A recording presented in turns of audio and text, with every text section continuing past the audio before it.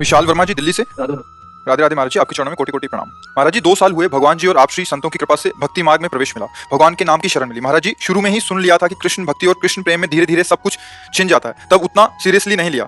अब इधर सब कुछ धीरे धीरे छिनता जा रहा है और कृष्ण प्रेम भी अभी प्राप्ति वैसी नहीं मिल पा रही। महाराज जी, कृपा मार्गदर्शन। तुम्हारा था क्या जो छिन गया, हमें बताइए भाई। रिपोर्ट तो हम तब कर सकते हैं जब हमारी कोई वस्तु छिनी हो।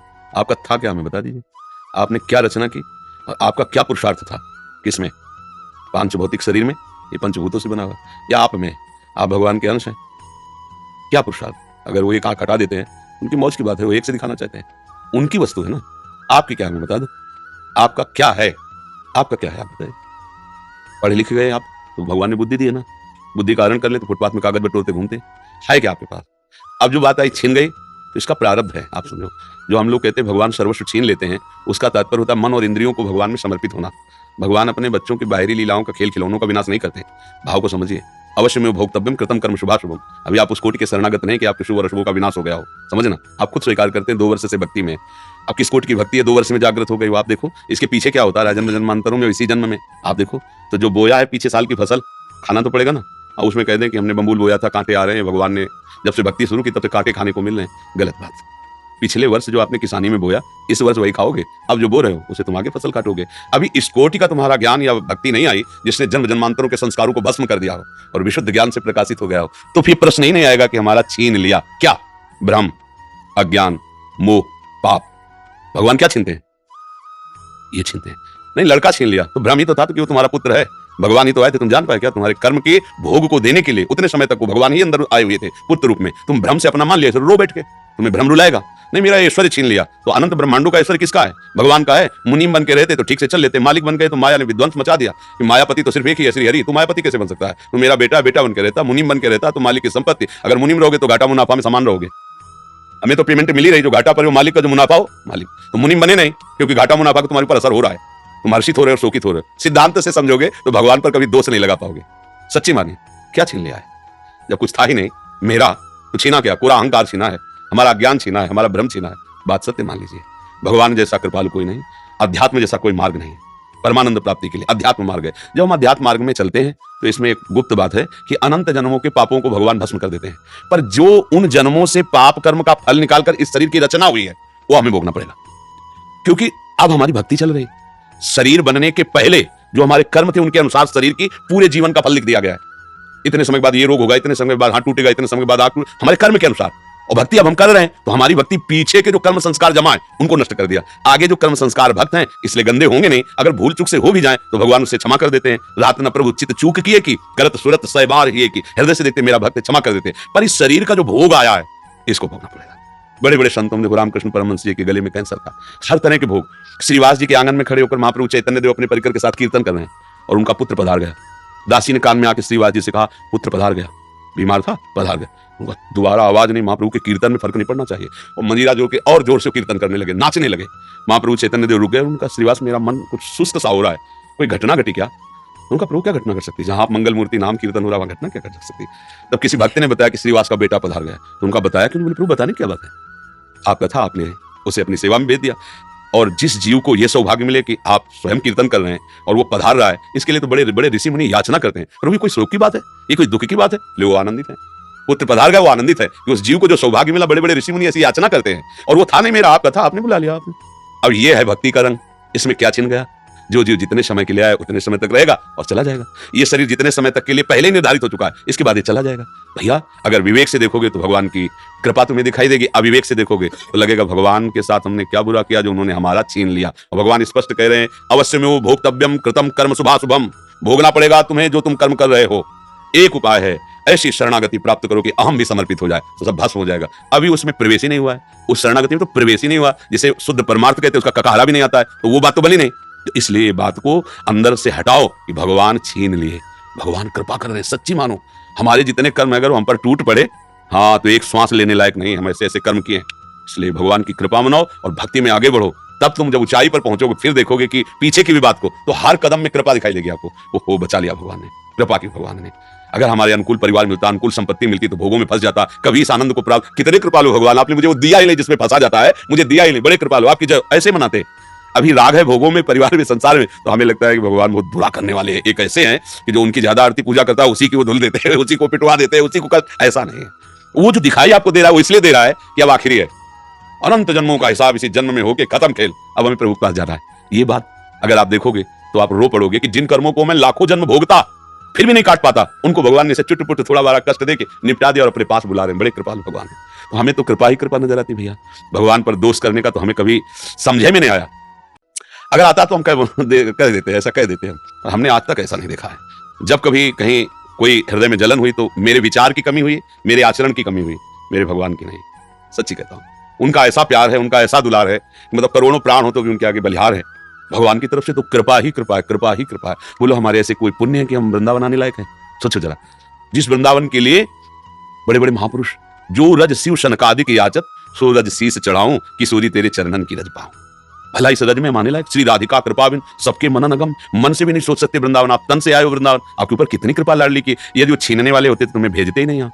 सोचो। अच्छा, हनुमान जी को देख करके विभीषण जी के हृदय में भा कि अब मुझे भाव भरोसा हनुमंता बिनु हरि कृपा मिल। आप संत समागम में बैठे हैं, ओ भाग्य। सुत दारा धन लक्ष्मी पापियों के घर होए, संत समागम हरि कथा तुलसी दुर्लभ। भगवान ने छीना नहीं, आपको दिया है।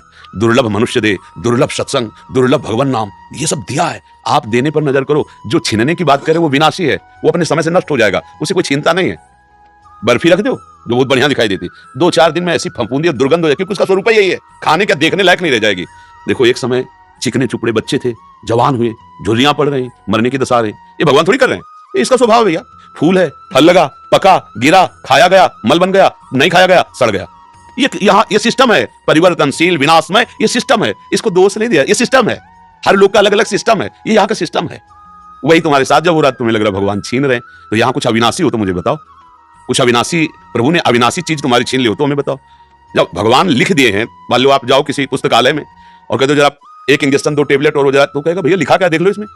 बोले पुस्तकालय, तो बोले आप मांग क्या रहे हो? औषधालय जाइए आप, इसमें भगवान ने लेबल में लिख दिया है दुखालयम अशाश्वतम, दुखालय और नाशवान। अब भगवान ने क्या छीना है भैया? इसमें लेबल लगी हुई, पहले पढ़ो। जहां तुम आए हो इसका नाम मृत्यु लोक है, इसमें दुख ही दुख है, इसमें सब कुछ छूटने वाला है। अब तुम पकड़ के बैठो कि हमारा ना छूटे, तो आज तक कोई ऐसा नहीं रहा कि जिसका पकड़ा हुआ कुछ बचा, सब छूट गया है, शरीर भी छूट गया है। क्या मिला?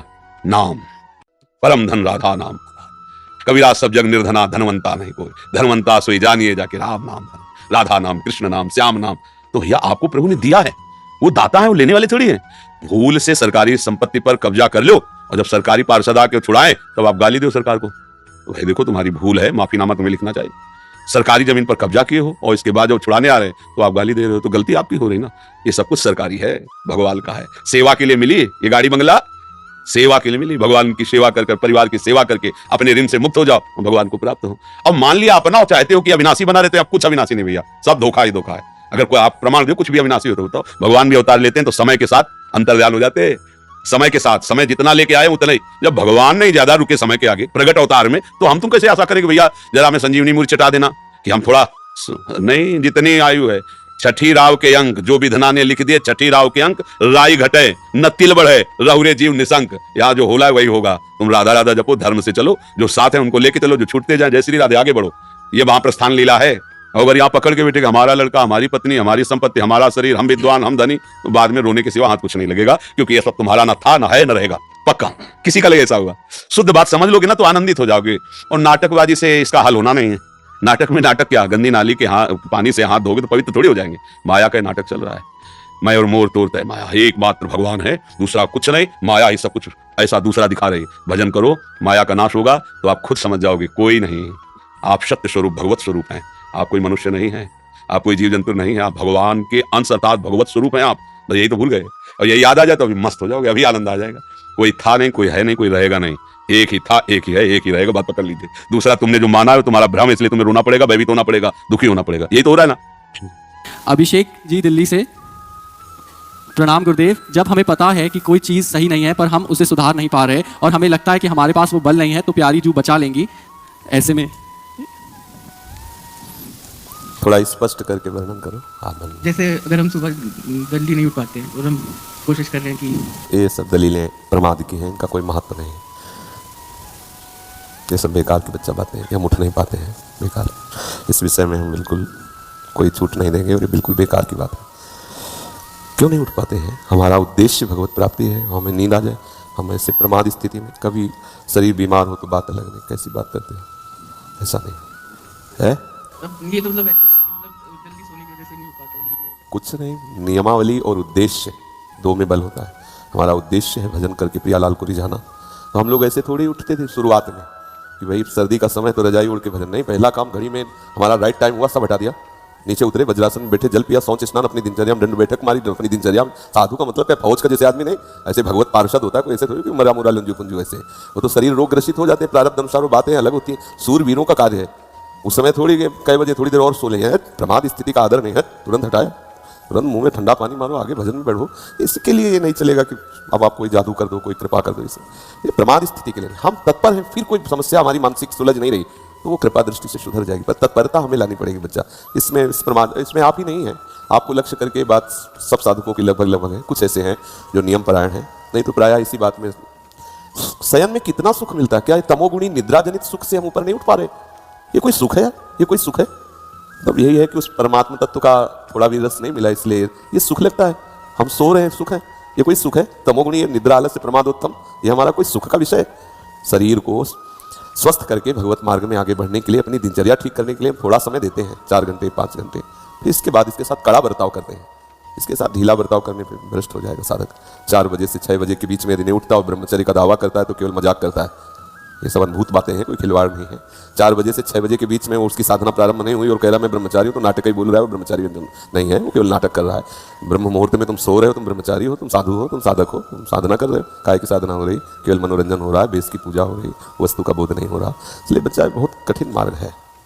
और कुछ दिनों के बाद ऐसा अभ्यास हो जाता है, जैसे शरीर रोग से ग्रसित हम बैठ नहीं सकते, लेकिन एकदम बिल्कुल फ्रेश हो गए इंद्रिया और मंत्राकार वृत्ति शुरू। अभ्यास में बहुत बड़ा दम होता है बच्चा, तो अभ्यास कराओ। इस अवस्था में ये प्रश्न सवाल नहीं उठता नहीं, दिनचर्या में प्रमाद स्थिति ना तो शयन के समय होनी चाहिए, ना उठने के समय होनी चाहिए।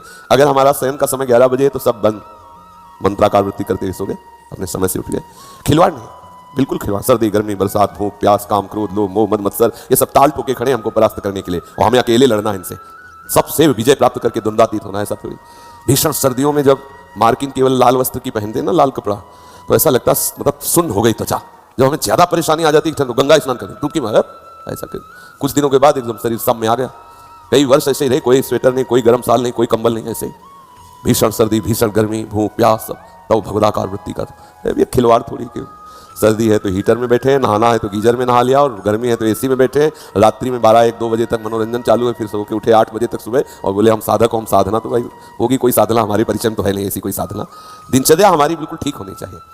हम ऐसा प्रमाद न करें कि नींद नहीं आ रही तो हम मनोरंजन कर रहे हैं, या भाई चलो सत्संग ही सुन रहे, नहीं, बिल्कुल नहीं। लेट गए, विश्राम का समय है 11 से 3, बस हम आपको सैया में लेटे मिलेंगे, नींद आवे ना आवे उसके हम ठेकेदार नहीं। 3 बजे उठ के हम तुम्हें फिर रगड़ेंगे परमार्थ की वृत्ति पे। तुम्हें आना है तो आ जाना, नींद नहीं आना तो ये नहीं कि तुम हमें झपकी दो। ऐसा शुरुआत में सबको युद्ध करना पड़ता है।